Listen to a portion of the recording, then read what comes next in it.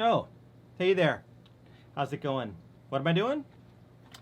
Just kicking back, reading my Aquariums for Dummies book, and doing maintenance on my aquariums.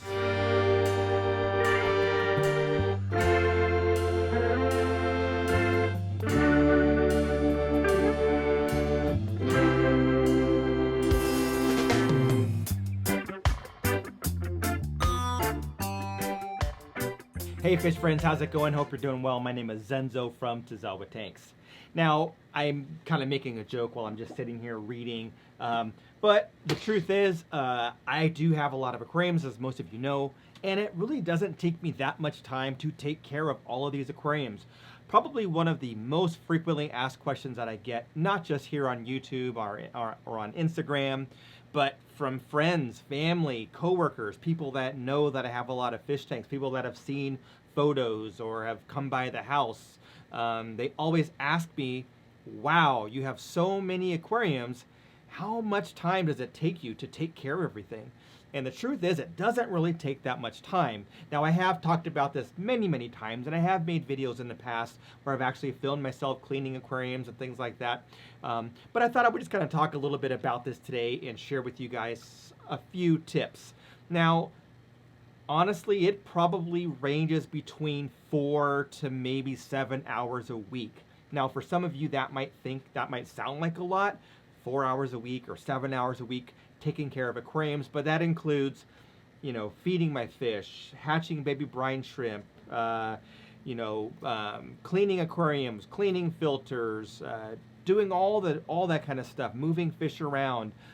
That's all included in that time. So my total time invested in my fish room and all the other aquariums and stuff in my home is only about 4 to 7 hours.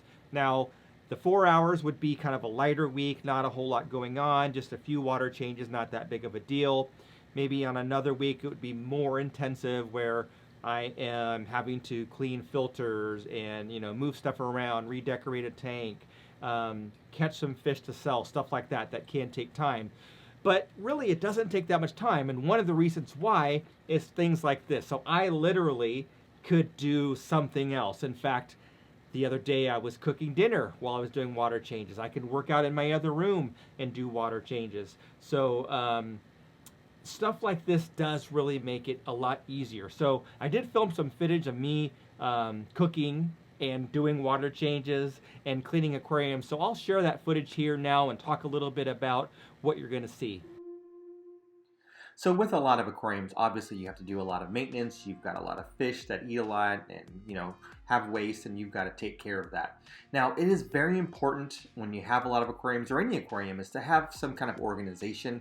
You can see here that I like to write the date of the last water change. That way I know how many days it's been since I've done a water change and when I need to do another one. Obviously, testing the water would also be important, but I pretty much have a good idea about what's going on just based on my history with these aquariums. And then having a submersible pump, and I've talked about this before, I've got a bunch of these. I just connect a submersible pump to a vinyl hose and I run that right to a drain. Here we can see that it's running to a drain underneath my sink. There's a sump pump under there that just drains into the drain. And the great thing about this is you can basically set it and forget it. So you can just set the height of the pump and walk away. And why are we looking at my meal that I prepped? Because I actually went upstairs and cut this chicken and seasoned it and cut the vegetables and washed my hands and everything while I was doing that water change. I was able to walk away and not worry about anything. I was able to just know that the water was draining into the drain and I didn't have any buckets to carry. And then the same thing on the refill. So here I'm refilling the peacock tank. Don't forget your dechlorinator. I've made that mistake before, so I always keep my dechlorinator handy. Here you can see a couple of dechlorinator's that I use. Always handy right there by the tank along with any other additives. And then, as I'm refilling, back in the kitchen, cooking up the dinner that I had prepped already during the other part of the water change. And then here you can see the water's just about full, and then the other one is about ready to swap over. So when this one's full, I'll just kind of switch it over. When it's all done, make sure you write the date of the water change there. Now, algae is another issue that a lot of people deal with. And here you can see that I use these mag float algae scrapers. These are very common. They are very, very handy because they're always in the aquarium, and I keep them in multiple tanks. I like to use these scraper blades because it does help to get some of that more stubborn algae off. Kind of the kind that you might have to, use a little bit of extra elbow grease, and just having that blade on there really does help. I use that on all my glass aquariums. And then on my acrylic tanks, I just like to use the mag float by itself. Here is an app. This is a app for a Wi-Fi plug, a smart plug, and I'll put a link of this down below. I have this all through my fish room and even some in my living room. You can see there. I even have a camera, a security camera that is linked to this. And having your lights on a timer gives you total control, but it also reduces the amount of algae that's growing because you can set your lights to come on automatically and go off automatically so you don't have extra algae growth. Now this is a different day. You can see that I'm wearing some workout gear. I have a home gym right next to my fish room, and you can see that I'm doing water changes. This is a different day, and I'm doing different tanks, obviously, and I'm just able to do water changes in between sets and take care of it and go in and hit a few more reps on the benches, which was what I was doing this time. Now, hopefully you enjoyed that footage. A big part of taking care of your aquariums is just being consistent and having a plan, being able to document when you last did a water change. Back in the day, I used to keep like a calendar, would write down on the calendar when I did a water change. And then I just found that if I could just write on the tank itself with a wet erase marker or something like that, it was a lot easier, especially as I got more and more aquariums.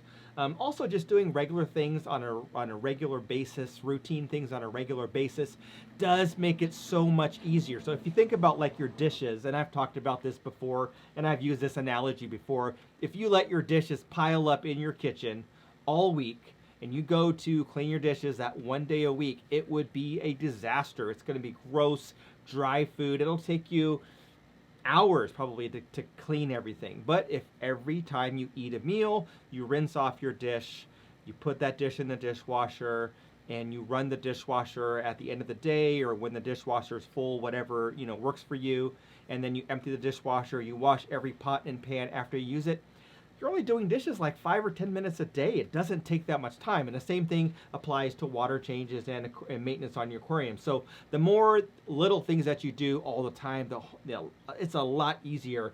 And then having, these tools that I've talked about in the video, these mag float tools.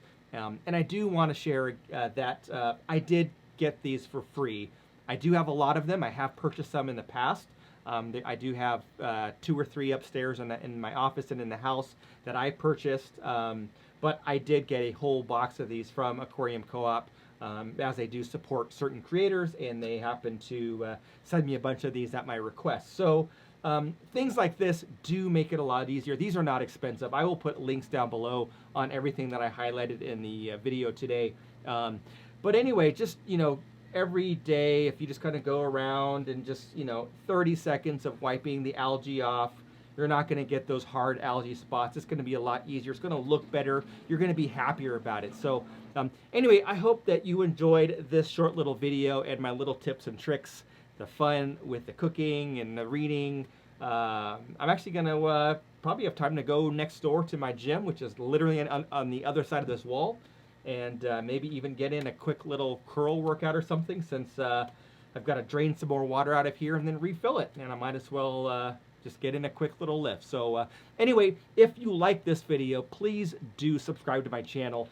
I know that every creator says that. It does make a huge difference. If you have not done so already and you like watching aquarium videos, and if you do find my content useful, and if you haven't watched much of my videos, then go back and check out some of the other videos that I've created. Lots of stuff on this channel, probably close to 400 videos or so now. We're getting near there. But anyway, please do subscribe to this channel. It really does help. I am trying to drive up my subscribers, because right now only about maybe a quarter of you that watch these videos are subscribed. So about 23-24%, right around there. So we need to bump up those numbers. We need to pump up those numbers. So anyway, subscribe to this channel, like this video, share this video. That's all I had for now. Oh yeah, comment down below your maintenance schedule. I do like reading other people's habits. I do find it interesting to read, and oftentimes I might learn something from one of you. So write down below in the comments what you do to take care of your aquariums. How often do you do it? Kind of what's your routine? That's all I had for now. Thanks for watching. Catch you on the next one.